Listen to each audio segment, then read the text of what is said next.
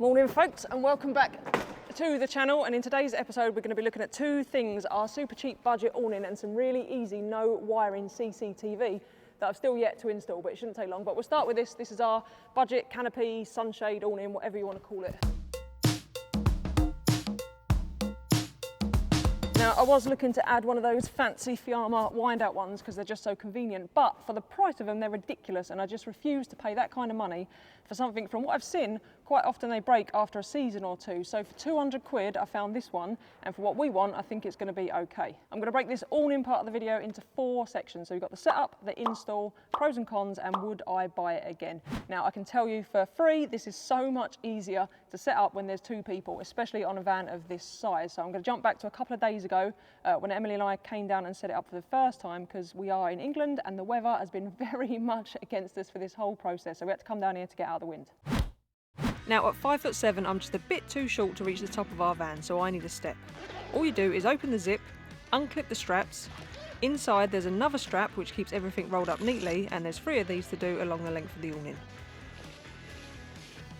Once it's all unclipped, you just unroll it, then fold out the horizontal poles. These have a twist lock mechanism so that they can extend out and slot into the support along the front edge. After that, you can drop down the vertical legs. These have the same twist mechanism so you can set the height, and then finally there's 3 Velcro straps along each side to hold the canvas to the poles. And that's it, job done. Emily and I did a timed version of this, and it takes 2 people 4 minutes to set it up. Now, this may be a little quicker if you're a bit taller and you don't have to keep moving the step around. To put it away, you just reverse the process, again taking 4 minutes. Simple. And that's it really for the install. It's fairly self-explanatory, you can't really go wrong. It's 4 poles and that's it. Oh, there is these, you get some guy ropes like this one and a couple of pegs to peg it down, and I definitely think you will need those if there's even the slightest bit of wind. I will go over it properly with you in a minute to show you where I think it might have a few issues and where I think it's brilliant. But first, let's have a look at the install. Now, to fit this thing to the van was actually fairly simple. I've gone down the roof bar route. There's a couple of ways you can do it, but as I already have roof bars already, I've got a couple there already holding my solar panel on. I just had to add an additional one down the front there, and that was it. I was good to go. On this van, fitting bars is pretty easy. There's existing lugs on the roof already that are designed to be fixing points for things like bars, roof racks, etc. My existing bars are made by Rhino, but since last purchasing them, they've doubled in price, so I picked up one from Vanguard, and although the fixings aren't as strong as the Rhino ones, it will certainly do the job. Plus, it has a channel in the top that actually came in pretty handy. Fitting these are easy. You just slide the 2 halves around the lug and then clamp it up tight using a bolt between the 2 halves. Then you just place the bar on top and use the brackets provided to hold it all in place. That is it. Once I had the bar on, fitting the awning was almost as simple. Everything you need to fit it comes in the box, even the appropriate size spanners, which is definitely a nice touch. There is this metal C-track included, which is an alternative fitting option. I guess you just bolt that to the van and then the awning will fit in that, but as I was using roof bars, I'd be using the L brackets and clamps. The idea being that the L bracket sits on the roof bar and the clamp holds it in place. Now, I'm sure this alone would be fine, but as I've got this channel in my roof bar, I slid in some bolts and used them to hold the bracket in place just for a bit of extra support. Now that the brackets are up, fitting the awning to them is easy. Just like the channel on my roof bar, there's 2 channels in the back of the awning ready for you to slide in some bolts to then line up with the brackets on the roof and bolt it all in place. This final part is definitely made easier if you have a second pair of hands. The awning's not too heavy, but obviously the length of it and the position you need to be in makes it quite awkward. But once the awning's in place, you just simply bolt it on. It's not going well. Can't get it in the hole. Yes, we're in. Which way, Louis? Look at me doing proper blue job stuff. It's like I built it all myself. The lactic acid though is real. We'll go further up the ladder. I don't like being too high. Because you're not used to it. Yeah, exactly. As you can see then, it is so simple to install. It took us less than a morning, even in the rain, and that is my first pro. It goes on really quick. The brackets that hold it on, really impressive what they send out. It's top quality stuff and it's solid, so I've got no concerns that that's going to fly off while we're driving along the motorway. My second pro, I've written some notes because I no doubt I will forget them all. It is cheap. It is dirt cheap for 200 quid compared to what else is on the market. Like I say, if you compare it to the Fiamma and the wind out ones and the top end ones, it's about £800 cheaper. At the time of recording this, like I say, I got it on sale for 200 quid. Normally it's 300 quid. I'll leave a link in the description anyway, so you'll have to go and check if it's still on sale when this video eventually comes out, but I can't grumble for the price. I did toy with the idea of making one myself out of like extendable paint roller poles and whatnot, but by the time I'd bought the poles, the canvas, found some sort of zippable waterproof bag, I was really keen to get an awning that I can keep on the outside of the van. I didn't want something I've got to keep getting in and out of the garage, so yeah, really like that. The canvas feels really good, that is another pro. I think this is going to last. It's a decent canvas, again, for the money, you can't grumble. And my final pro is the weight. Now, I meant to weigh this before I put it on, but I completely forgot. It's a 2.5 by 2 metre awning, so it is smaller than the Fiamma. The Fiamma's 35 kilos. I could pick this up in one hand relatively easy, so I'm guessing it's no more than 15 kilos, possibly even less. Like I said, I didn't weigh it, but it's certainly far more lightweight than most of the other ones you can get on the market, unless you're going to go super simple with just a tarp and 2 plastic poles and tent pegs. I'll quickly walk you through the cons. The first one are these poles, both this one and the one that come out the top. Now, the poles themselves feel absolutely fine, but that twist lock mechanism, I accidentally pulled one apart already, and it's just 2 bits of rubber that sort of spin round, and they do stick and they do get stuck, and you do find yourself jamming them. So I think over time they potentially could foul.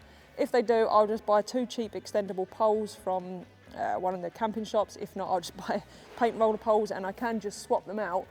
I'll be happy if I get a season or 2 out of them before there's any issues, but I do think I might be wrong. Like I say, I've only just put this on, so this video is not a recommendation video. It's just an install and what I've bought video, but I do think that the poles at some point might prove a little bit tricky. They are a little bit annoying to get in and out. The second con, it's not really a con. If you don't want to pay the money for the wind out, you're going to have this issue. It is fiddly to set up on a van of this size. I think if it was on a Land Rover, which I think is what it's more designed for, it would be easier to set up, but one person on a van of this height, it is a little bit tricky. The next con, it's just a minor little one. There's no peg point in the leg, so it would have been nice if down here in the corner there was just a little point so you could drop a peg in there. That would just help if there was just light winds. Instead, I've got to get the guy ropes out, so I'll probably just drill a hole and angle through them myself and maybe add a peg point. Niggly one, it's not really a big deal, but yeah, that would have been a nice feature. And my final con is it doesn't look as nice as some of the more ones that are designed specifically for this van. Once it's all wrapped up and on there, it does look, you can notice it, but again, that's just a niggly one. I don't mind it. Some of you might be very particular about how the outside of your vans look. As you can see, mine is completely filthy, so I don't really give a damn, but yeah, some of you might not like the appearance of it. I actually quite like it. It looks a bit more rugged, a bit more explorer-y, a bit more expedition-y. So that brings me to my last point. Would I buy it again? Yes, I would. Like I say, it isn't massively. It's not gonna go through the Sahara Desert and survive the winds and massive rains. And like I say, a bit of wind, you're gonna have to put it away or peg it down well. But for what we need it for, really, is shade. We've bought it more for shade for when we're in hot countries. So the AJ in summer, I've got a bit of shade, and ourselves. But yeah, like I say, I can't keep saying it. For the price of it, you can't grumble, and I'll give you a proper review of it after a season. But for now, yeah, I'm happy with it. It does the job. It was cheap, lightweight, easy to install. I can't really complain. Before we move on to the CCTV, all this van modifications is firstly work, so I need to thank this week's video sponsor, which is Air Up. Now, we all know it is good for you to drink plenty of water, but we also know is water on its own, it can be quite boring. So what this bottle does is it turns boring water, just water, plain water, so there's no additives or anything bad for it in you, into something that tastes quite good. And it does it with this system. So basically, you get this flavoured pod. Now there's loads and loads and loads of different flavours to choose from, strawberry, all kinds of fruits, even to things like cola and whatnot. And you pop it on there, you pop that back in the bottle. We really like the metal bottles because they keep our drinks cool when we're out on long, warm hikes. And then once it's on, to activate the pod, you just lift the top up and then drink out of it. It's quite clever really, because what's happening is as you drink up through the straw, as you drink through it creates a slipstream of air and then it uses something called retronasal smell. So basically as the smell hits the back of your nose, your brain thinks that it can taste the flavour in that pod. So it's a bit like when you walk past a smelly fishmongers or something and the smell hits the back of your throat, so to speak, and you can taste it, even though the fish are right over there. This does the same thing. Now, if you've been around for a while, you'll see that we use these all over on our travels. We've even taken right up to God knows how many metres high in the top of the mountains. We absolutely love this because it does keep us that bit more healthy. Whether you're active or not, it's really important to drink plenty of water every day, and this just makes, like I say, something that could be quite boring, taste far better. So if you want to give them a go for yourself, I'll leave a link as always in the description. Go and check them out. If you've already bought some, let us know what you think in the comments, because like I say, we can't get enough of them and we take them absolutely everywhere. Right, CCTV. For our CCTV system, I wanted something that was really easy to fit, so I don't have time or space in my electrical system at the moment to be drilling holes and running wires and wiring and hardwiring it all in. I might do that eventually, but for now I just wanted something so simple. So I've gone for this cheap system. It's called the Blink outdoor system. In the box you get 2 cameras. I've gone for the 2 camera system. You get a little receiver unit, a couple of little mounts to stick it to places, and the batteries, and a little tool to open the back of the camera. So yeah, relatively simple, and all I'm going to do is mount these on. They run off batteries, and then I just need to plug into a USB port the little receiver unit. So it is super simple. Now, many of you might remember that when we was in France, we had some trouble with some local people banging and walking around the van and stuff like that. We've had a couple of other incidents with drunks trying to look through the window. Nothing too alarming, but it would have been really nice at that point to be able to go onto an app or onto the phone or onto a monitor or whatever and have a look at who and how many were outside, and whether it was just youngsters playing up or whether it was genuinely really angry locals that could potentially cause us harm. So I've not gone for a permanent system. I don't want this mounted on the van all the time. I just want something that I can put up when we're in, you know, dodgy looking park-ups, just chuck on at night, have a look around, see what's going on, and also I'm hoping that I'll pick up some of the wildlife that goes around our van at night when we're sleeping. So these are motion detected, and I'm going to fit it and then I'll show you how it all works. I've already had it out of the box at home, so I'll quickly show you how it works. So the battery's already in, but you've got this little rubber thing you take off there, this little tool that they send you. You just unscrew the, can you see that?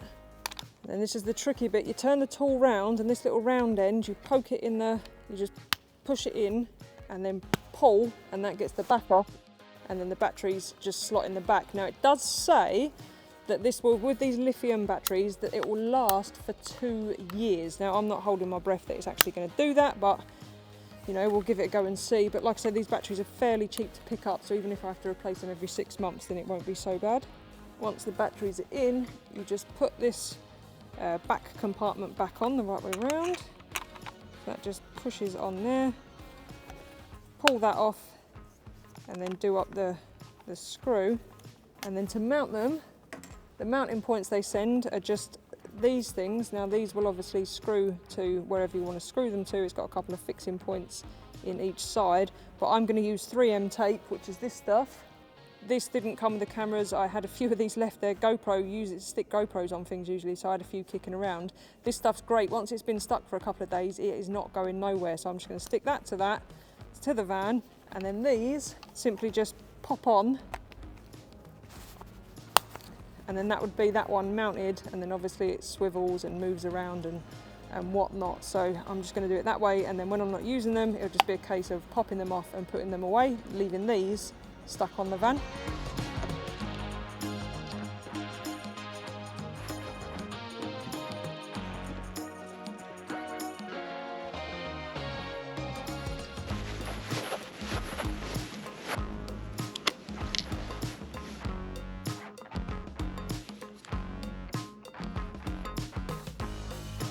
Okay, so I've mounted the camera up there. It's not ideal. I think I'm gonna have to make some slightly better mounting points that I can fit to the van just to give me a bit more coverage.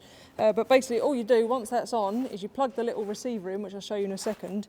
You download the app, install it all on your phone, which is relatively simple. You just link up to the receiver first and then put your cameras in, and then I'll show you what you can see. There's the app, so I just open up the app, and then I've named my system, and I've called it, I don't know if you can see that, I've called it Fanny Watch, and then I've called one camera Emily and one camera Lou. Now the annoying thing with this system is you can't have a split screen monitor. You've got to go into each camera individually to be able to see any picture. So that is a bit of a downside, but I did know that before I bought it.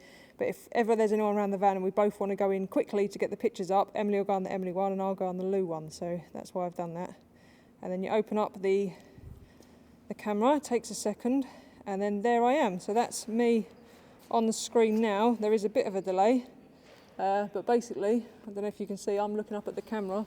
So there's the camera, and there's me. So it works quite well. It does the job that I want it to do, basically. Another feature that it has is I can talk through that mic, through my phone, if that makes sense. So if I press the button, it says hold to talk. If I hold that down, then what I'm saying comes out of the speaker on the camera up there. So I don't know if you can hear that. There's tractors outside now and all sorts, which is making things difficult. But yeah, not a bad little system. Like I say, 85 quid it cost me for the 2-camera system. I do need to make some modified mounts to make it a little bit better. I'm not going to fit the other one just yet. I'm going to look at them other mounts and see what I can do. But I'll show you the little receiver inside. So this is the Blink receiver. You have to have this on to be able to access the cameras, and obviously I should have said this earlier, you need Wi-Fi in the van. So this connects up to your Wi-Fi in the van, and then as long as you've got an internet connection on your phone when you're out and about, whether it's your mobile data or free Wi-Fi or whatever, you can log in remotely from wherever. And then this just plugs in to a USB socket up there. So there's absolutely no wiring what to do whatsoever. You just need somewhere to plug this in, and that is it. So there's obviously some downsides to using this system. First of all, it's not all that secure. So if someone wanted to nick your cameras while they was up there, all they got to do is pop them off. I'm banking on the fact that A, they won't see them at night time, and B, they won't know what they are, so they're not going to be that interested in ripping them down. The no lack of split screen, that is something else which would be nice, but again, I didn't want to spend the money on hardware. I just wanted something super quick and really simple that I could just get done today, basically, because very soon we are going on the road, so that's exciting. With these cameras, I don't think they have internal storage. In fact, I'm pretty sure they don't. You can either pay a subscription, which is like £3 a month per camera, and you can keep all your clips on their cloud system, or you can buy like a little external storage thing that you plug in. I'm going to see how I get on with it before I decide whether I'm going to go subscription or buy the external thing, whether I actually want to keep the clips. I think it'll be nice because then if something does happen, you've obviously got the evidence, and if there is wildlife, I can use that footage. But the main reason for us getting them purely was so that if there is another event where people are banging on the van, we can just jump on and have a look and see what's going on. The big plus is obviously the ease of install. That took me like 5 minutes to set it up on the phone and then stick them on the van. So I do need to adapt it. I will keep you posted as well. What I think of it in a few months' time once we've used it. Same for the AWNING, once we've done a season, I'll keep you up to date. But for now, that's what I've put on, that's what I'm going with. We'll see how it goes. All links are in the description. Again, I can't recommend them because I've literally just put them on, so don't take this as a recommendation video, nor is it sponsored. I've paid for all this stuff myself, so I will give you a review again, like I say, at the end of the season. Remember, if you do want to try Air Up, I can recommend that. I do really like that. There is that link in the description. And on that note, I think I'm going to end it there. So not the most entertaining of videos that we've brought you for a while, but hopefully some of you have found it informative. Like I say, with these self-builds, they are constantly evolving, so I try and keep you up to date with all the things we've added, because I know a lot of you have questions and want to see, you know, what products you might want to put on your own self-build. So again, I hope you found it useful. Thank you very much for watching. If you did enjoy this video, let me know by giving me a thumbs up. It'll make me feel better about putting out such technical related content. And on that note, I'll see you on the next one. Bye.